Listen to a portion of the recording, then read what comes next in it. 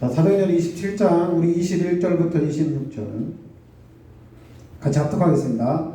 여러 사람이 오래 먹지 못하였음에 바울이 가운데 서서 말하되 여러분이여 내 말을 듣고 글에 대해서 떠나지 아니하여 이 타격과 손상을 면하였더라면 좋을 뻔하였느니라. 내가 너희를 권하노니 이제는 안심하라. 너희 중 아무도 생명에는 아무런 손상이 없겠고 오직 백분이리라. 내가 속한 바 내가 섬기는 하나님의 사자가 어젯밤에 내 곁에 서서 말하되 바울아 두려워하지 말라. 내가 가이사 앞에 서야 하겠고 또 하나님께서 너와 함께 항해하는 자를 다 내게 주셨다 하였으니 그러므로 여러분이여 안심하라. 나는 내게 말씀하신 그대로 되리라고 하나님을 믿노라. 그런즉 우리가 반드시 한 섬에 걸리리라 하더라. 아멘. 네, 24절에 보면 바울아 두려워하지 말라. 내가 가이사 앞에 서야 하겠고. 그러니까 바울아 두려워하지 말라. 네가 가이사 앞에 서야 하겠고. 그러면서 이제 그 사도행전 23장 우리 11절에 보면 그날 밤에 주께서 바울 곁에 서서 이르시되 담대하라. 내가 예루살렘에서 나의 일을 증언한 것 같이 로마에서도 증언하여야 하리라 하시니라. 그러니까 하나님이 이 바울에게 주신 말씀이 뭐냐면 로마에서도 복음을 증언해야 된다는 얘기입니다. 그러면서 바울이 가이사 앞에 로마로 들어가야 한다는 얘기입니다. 그러니까 하나님이 바울에게 하나님께서 말씀을 주신 거죠. 그런데 말씀을 주셨는데 그 말씀이 뭐냐면 언약을 주신 겁니다. 사도행전 23장 11절에 로마로 가야 된다는 얘기입니다. 그리고 사도행전 오늘 27장 24절에 가이사 앞에 서야 한다는 얘기입니다. 왜냐하면 지금 바울이 로마로 가는 중에 풍랑을 만나게 됩니다. 그래 풍랑을 만나는데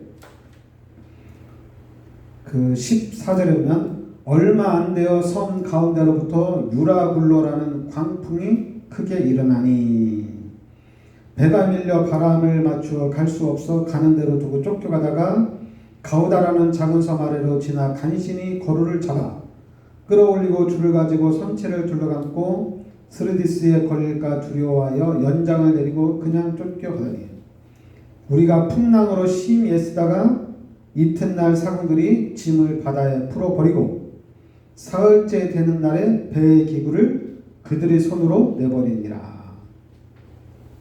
그러면서 여러 날 동안 해도 별도 보이지 아니하고 큰 강풍이 그대로 있음에 구원의 여망마저 없어졌더라. 그러면서 이제 여러 사람이 오래 먹지 못하였음에 바울이 가운데 서서 말하되 여러분이 내 말을 듣고 그에 대해서 떠나지 아니하여 이 타격과 손상을 면하였더라면 좋을 뻔하였느니라. 그러니까 이 유라굴로라는 광풍을 만나서 배에 있는 모든 짐과 모든 기구를 다 버리게 됩니다. 그러면서 여러 날 동안 해도 별도 보지 못합니다. 음식도 제대로 보지 못하는 거예요. 그러니까 이제 사람들이 이제 우리 다 죽었다. 이제 우리는 다 끝났다. 그러는데 23절에 내가 속한 바 내가 섬기는 하나님의 사자가 어젯밤에 내 곁에 서서 말하되 그러니까 하나님의 사자가 바울에게 말씀을 주신 겁니다. 바울아 두려워하지 말라. 네가 가이사 앞에 서야 하겠고 또 하나님께서 너와 함께하는 항해하는 자를 다 내게 주셨다 하였으니 그러므로 여러분이여 안심하라. 나는 내게 말씀하신 그대로 되리라고 하나님을 믿나라. 그러니까 유로굴라라는 광풍을 만나서 사람들이 이제 다 죽었구나. 이제 우리 다 끝났구나. 그럴 때 하나님이 바울에게 말씀을 주시죠. 걱정하지 말라는 얘기입니다. 너는 여기서 죽지 않는다는 얘기입니다. 그러니까 너뿐만 아니라 너와 함께한 모든 사람들도 하나님이 살려주겠다는 얘기입니다. 그러니까 우리는 하나님의 말씀을 붙잡고 하나님의 말씀대로 가는 겁니다. 그런데 하나님의 말씀대로 가는데 유라굴로라는 큰 풍랑을 만나도 우리가 며칠 동안 밥도 먹지 못하고 며칠 동안 해와 달을 보지 못하고 모든 짐을 다 버려도 하나님의 말씀은 막지를 못한다는 얘기입니다. 그러니까 우리는 하나님의 말씀을 잡아야 된다는 얘기입니다. 그래서 우리는 다른 거 아니에요. 말씀을 잡고 말씀 위에 서 있어야 돼요.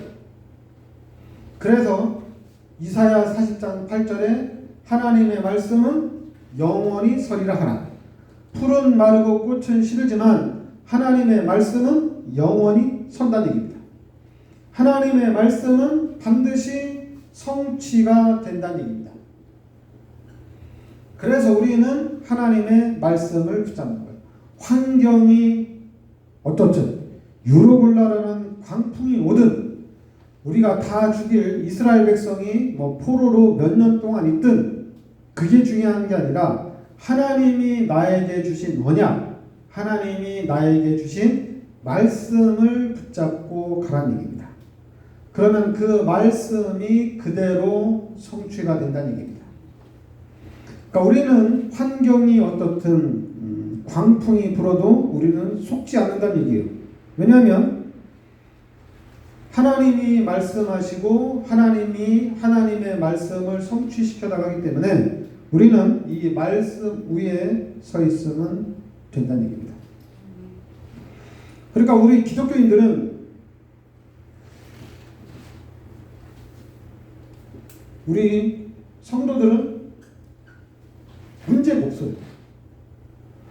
왜냐하면 우리는 요한복음 1장 12절에 구원받은 하나님의 자녀입니다. 그러니까 괜찮아요. 나는 구원을 받았고 그리고 나는 하나님의 자녀란 얘기예요. 그러니까 여러분 이게 엄청난 말씀이죠. 지구를 창조하신 하나님, 만물의 주인 되신 하나님, 그 하나님이 나를 구원해 주셨고 그리고 나는 그 하나님의 자녀란 얘기예요. 그래서 우리는 요한복음 1장 12절 한 말씀만 잡고 있어도 우리는 아무것도 문제가 안 돼요. 누가 나를 죽이려고 달려와도 못 죽입니다. 감히 하나님의 자녀를 누가 건드려요? 못 건드려요. 내가 막 힘들고 어렵게 살아도 어떠한 질병에 있어도 괜찮아요. 하나님의 자녀고 하나님이 책임지시기 때문에 괜찮다는 얘기입니다. 그러니까 말씀을 우리가 잡아야 되는 거예요. 말씀을. 그런데 말씀을 잡지 않고 내가 하나님 앞에 기도를 했더니 하나님이 나에게 응답을 주시다. 내가 진짜 하나님 앞에 무릎 꿇고 간절히 하나님 앞에 소원을 했더니 하나님 역사하셨다. 그게 아니라 말씀을 딱 잡으셔야 돼요. 말씀. 그리고 응답을 받았다. 증거를 가지고 있다. 이게 아니라 요한복음 14장 14절에 내 이름으로 무엇이든지 내게 구하라. 그리하면 내가 시행하리라. 말씀을 잡아야 된다는 얘기입니다. 하나님 말씀에 기도하면 하나님 주신다고 했구나. 말씀을 잡아야 돼요. 근데 이 말씀이 없으면은 어떤 사람은 야 기도하니까 하나님 응답 주시더라. 또 어떤 사람들은 야 새벽 기도해도 안 되고 금식 기도해도 안 되고 절약 기도도 해도 안 되고 응답이 없더라요. 그 응답이 없으니까 어떻게 돼요? 교회를 못 다녀요. 그리고 또 어떤 사람은 막 응답이 있어. 응답이 있으니까 어떻게 합니까? 교회도 열심히 다니고 헌신도 많이 하고 그럽니다. 그리고 또 어떤 사람은 응답이 없으니까 교회 다녀봤자 응답도 없고 다 틀렸어요. 말씀을 잡아야 돼요. 말씀을 잡고 하나님 말씀에 기도하면 하나님이 주신다고 그랬다. 그래서 그 말씀의 힘을 가지고 그 말씀에 의지해서 집중적으로 계속 기도하는 겁니다. 그래서 우리가 하나님의 그 말씀대로 하나님이 역사하시는 그 하나님의 응답을 우리가 체험하는 겁니다. 그러니까 우리 성도들은 말씀만 잡으면 돼요. 근데 말씀을 잡아야 되는데 이 말씀을 안 잡으니까 이게 참 너무 아쉬워요. 말씀을 안 잡으니까. 그 말씀을 안 잡으니까 자꾸만 목사가 잘한다, 목사가 못한다, 교회가 잘 도와준다, 교회가 못한다, 막 이런 얘기가 나오는 거예요. 그러나 기독교인들이 말씀을 딱 잡으면은 말씀이 가장 중요한 거예요. 그냥 이 강단에서 교회에서 말씀이 선포되면 돼요. 그래서 우리는 하나님의 음성을 들으면 돼요. 근데 말씀이 선포되지 않고 자꾸만 소설책을 읽는다, 아니면 뭐 역사책을 읽는다, 이러면 문제가 되죠. 그러나 하나님의 말씀이 선포된다면은 우리는 말씀을 붙잡으면 됩니다. 그래서 이게 참 제가 이제 요즘에 집중적으로 얘기하는 게 뭐냐면 우리가 구원을 받았어요. 그럼 너무 감사한 거죠. 구원받았기 때문에 너무 감사합니다. 내 인생은 이제 다 하나님 거예요. 다 예수님 거예요. 예수님이 십자가에서 나의 모든 죄를 대속해 줬기 때문에 다 예수님 겁니다. 당연한 거죠. 다 예수님 거예요. 그런데 어느 날 이게 좀 시간이 되니까 이게 잠깐 밋밋해지는 거예요. 구원의 감격이 밋밋해지는 거예요. 그래서 자꾸만 막 교회 가도 따르고 교회 가도 재미가 없고 교회도 뭐 증거도 없고 막 쓸데없는 얘기 하는 거예요. 이 구원시켜 놨더니 너무 감사한 거잖아요. 이보다 큰 축복이 없잖아요, 우리한테. 그러면서 이제 말씀을 들으면서 어느 날 복음이 딱 깨달아진 겁니다. 이게 엄청나. 복음이 딱 깨달아진 거예요. 그러니까 복음이 뭐냐? 그러니까 복음이 뭐냐면은 그리스도를 이 땅에 보내주시겠다는 얘기입니다. 이게 복음이에요. 그래서 하나님이 그리스도를 이 땅에 보내셨는데 그 그리스도가 누구냐? 예수님이 그리스도라는 얘기입니다. 이게 복음이에요. 그러니까 우리 기독교인들이 이 복음이 딱 깨달아지고 복음이 알아지고 그러면서 이 복음을 언약으로 잡아야 됩니다. 내가 지켜야 될 거, 내가 평생 말해야 될 거는 예수가 그리스도구나. 그러면서 그럼 반대를 봤더니 반대는 예수는 그리스도가 아니라는 거예요. 세상은 예수가 그리스도가 아니에요. 모든 종교는 예수가 그리스도가 아니라는 얘기예요. 성경에서만 예수가 그리스도라고 얘기해요. 기독교에서만 예수가 그리스도라고 얘기해요. 근데 심지어 이제 교회에서도 예수가 그리스도라고 얘기를 안 해요. 그러니까 어떻게 되겠어요? 교회도 복음을 모르는 그런 현상이 나타나는 겁니다. 그러니까 이거를 언약으로 붙잡고 이거를 내가 지켜야 되는구나. 내가 지켜야 될 거는 언약이구나. 그 언약이 뭐냐면은 하나님이 그리스도를 이 땅에 보내주시겠다는데 그 그리스도가 바로 예수란 얘기입니다. 그 그리스도가 이 땅에 오셨는데 그분이 누구냐? 예수님이란 얘기예요. 그래서 이 복음을 깨달은 거예요. 그래 이 복음을 깨달은 사람은 이제 뭐예요? 이제 할 게 딱 하나밖에 없어요. 전도입니다. 전도하는 거예요.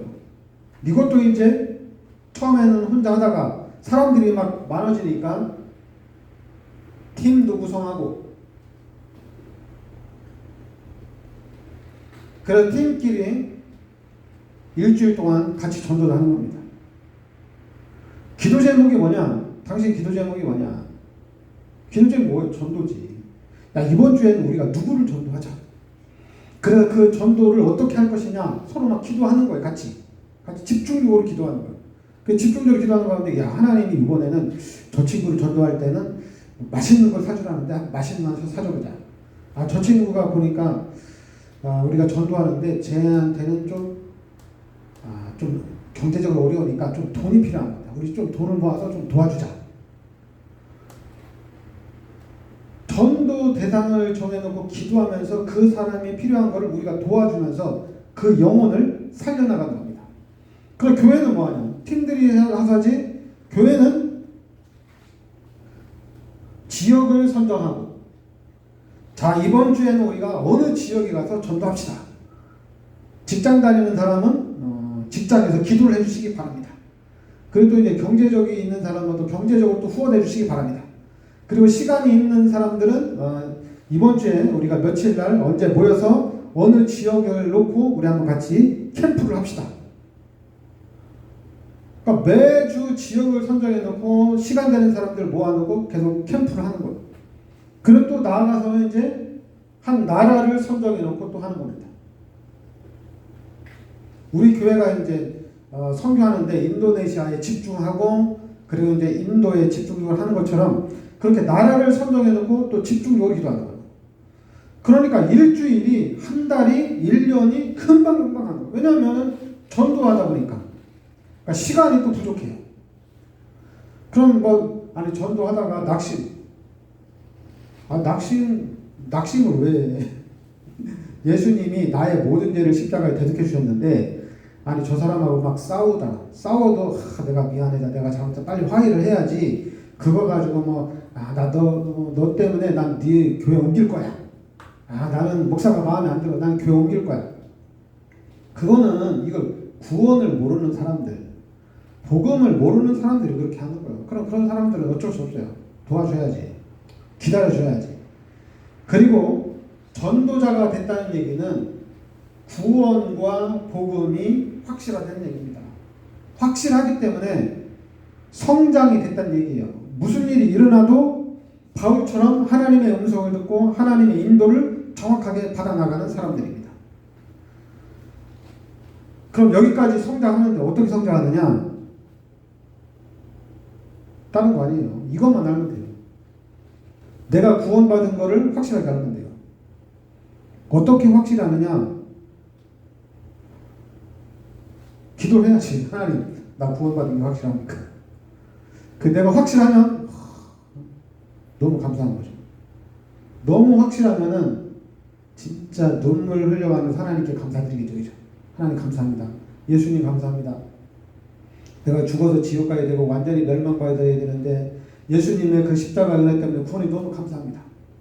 그러면서 이제 말씀을 듣고 또 듣는 중에 예수가 그리스도구나 이렇게 깨달아지는 겁니다.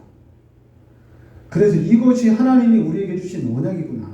그럼 이 언약을 붙잡고 나가야 되는 거다. 근데 이 언약을 굳게 잡고 이제는 내가 뭘 해야 돼요? 내가 이렇게 구원받고 내가 복음 깨달았으니까 이제 다른 사람에게 이 얘기를 계속 하는 겁니다. 당신 예수 믿어야 된다. 그래 예수 믿어? 그래 나 예수 믿었어. 나 구원받았어. 그래 이제 너 그럼 복음을 깨달아야 돼. 예수가 그리스도야. 이걸 계속 말해주는 겁니다. 잘 모르겠는데 아니야. 예수가 그리스도야. 그걸 알아야 돼. 근데 가장 중요한 거는 이 모든 것이 은혜입니다.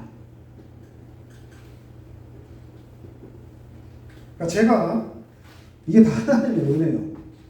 하나님의 은혜로 깨달은 거기 때문에 하나님이 하셔야 되는 거예요. 그런데도 하나님의 은혜인 것을 알면서도 열심히 하는 겁니다. 복음도 열심히 말하고 전도도 우리가 하자고 열심히 하는 겁니다. 하나님의 은혜인 걸 알지만은 당연히 하나님이 은혜 주셔야 되죠. 하나님의 은혜가 아니면 안 되죠.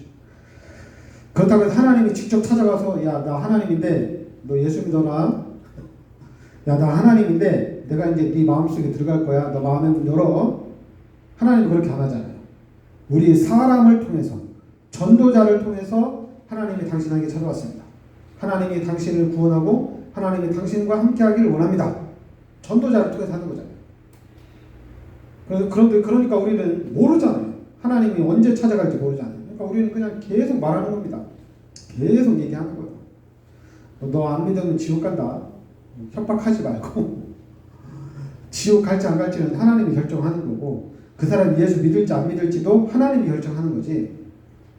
우리 눈에 보일 때 안 믿으면 당연히 지옥 가는 거지만은 그러나 하나님이 또 언제 구원하실지 모르는 거잖아요. 하나님이 은혜를 주셔야 되는 거예요. 나도 하나님의 은혜고 모든 사람이 하나님의 은혜이기 때문에. 그래서 우리는 하나님의 말씀을 붙잡고 말씀 중심으로 살아야 될 줄 믿습니다. 기도하겠습니다. 하나님 은혜를 감사드립니다. 주는 그리스도시요 살아계신 하나님의 아들이심을 믿습니다. 하나님의 말씀은 그 누구도 막을 수가 없습니다. 하나님의 말씀은 유라굴로라는 광풍이 와도 막지를 못합니다. 어떤 죽음의 위기도 하나님의 말씀은 그대로 성취가 되는 줄 믿습니다. 우리가 바울과 같이 하나님의 음성을 듣고 하나님의 말씀을 붙잡고 하나님 말씀 성취의 축복을 누리게 하여 주시옵소서. 예수 그리스도의 은혜와 하나님의 크신 사랑과 성령의 내주인도 역사하심이 이 시대적인 축복 속에 들어와 있는 우리 성도들 머리 위에 항상 함께 있을지어다. 아멘.